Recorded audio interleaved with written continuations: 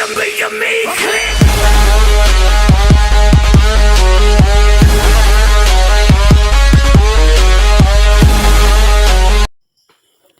সব গাইস, আশা করি সবাই ভালো আছেন। তো আজকে আমরা দেখাবো কিভাবে একটা নর্মাল ছবিকে আপনারা পাসপোর্ট সাইজের ছবিতে ইনপুট করবেন। তার জন্য ফার্স্ট অফ অল আমাদের গ্যালারি থেকে এরকম একটা নর্মাল ছবিকে সিলেক্ট করতে হবে।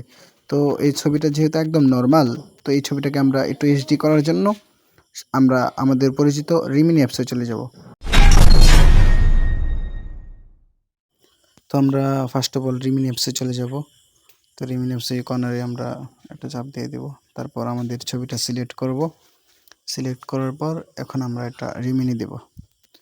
তো রিমিনিটা এইভাবে টান দেবো, এটা টান দেওয়ার পর দেখেন ছবিটা আগের থেকে অনেকটা এইচডি হয়ে গেছে। তো এটাকে আমরা এখন সেভ করব। সেভ করার জন্য সেভে চাপ দেব। তো আমাদের এই ছবিটা এখন একটা অ্যাড দেখাচ্ছে, অ্যাড শেষ হলে ছবিটা আমাদের গ্যালারিতে শো হয়ে যাবে। তো এখন আমাদের দ্বিতীয় স্টেপ হচ্ছে আমাদের গুগল ক্রোম ব্রাউজারে যাওয়া ফোনের। তো আমরা গুগল ক্রোম ব্রাউজারে গিয়ে আমরা সার্চ করব রিমুভ বিজি। তো এখানে আমরা লিখে দিচ্ছি REMOVE রিমুভ বিজি। তো এটা সার্চ করার পর আমাদের সামনে এরকম শো হবে। কিছুক্ষণ ওয়েট করার পর এরকম শো হওয়ার পর এখানে নিচে দেখতেছি আপলোড ইমেজ, এখানে আমরা আমাদের ছবিটাকে আপলোড করে দেব। তারপরে এখান থেকে ছবিটার ব্যাকগ্রাউন্ডটা রিমুভ হবে। তো ব্যাকগ্রাউন্ডটা রিমুভ হওয়ার পর এখন আমরা প্লাস আইকনে চাপ দিয়ে এখান থেকে একটা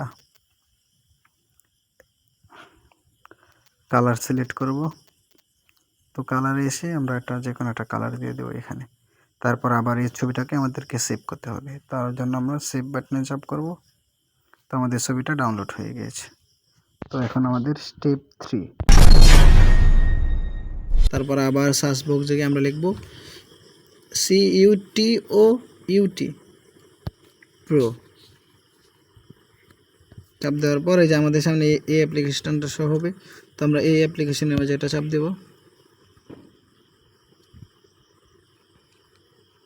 তারপরে এখানে আবার আপলোড ইমেজ, এখানে আপলোড দেব। তারপরে এইমাত্র যে ছবিটা আমরা ব্যাকগ্রাউন্ডটা রিমুভ করে একটা গ্রিন কালার দিলাম, এই ছবিটা এখানে আমরা আপলোড করব। তো কিছুক্ষণ অপেক্ষা করতে হবে। এখানে আসার পর আমরা কালারে চাপ দেব। কালারে চাপ দেওয়ার পর এখান থেকে একটা কালার দিয়ে দেব। তারপর যদি আমাদের ছবিটা আরেকটু স্টাইল করার জন্য যদি আমরা স্যুট বুট লাগাতে চাই তাহলে আমরা এইখানে চাপ দিতে হবে একটা। তো এখানে চাপ দেওয়ার পর এখান থেকে আমরা একটা স্যুট, এখানে অনেকগুলো আছে, আপনার পছন্দ মতো একটা দিয়ে দিবেন যেটা আপনার ভালো লাগে। তো কিছুক্ষণ লোডিং নেবে, আমরা অপেক্ষা করি।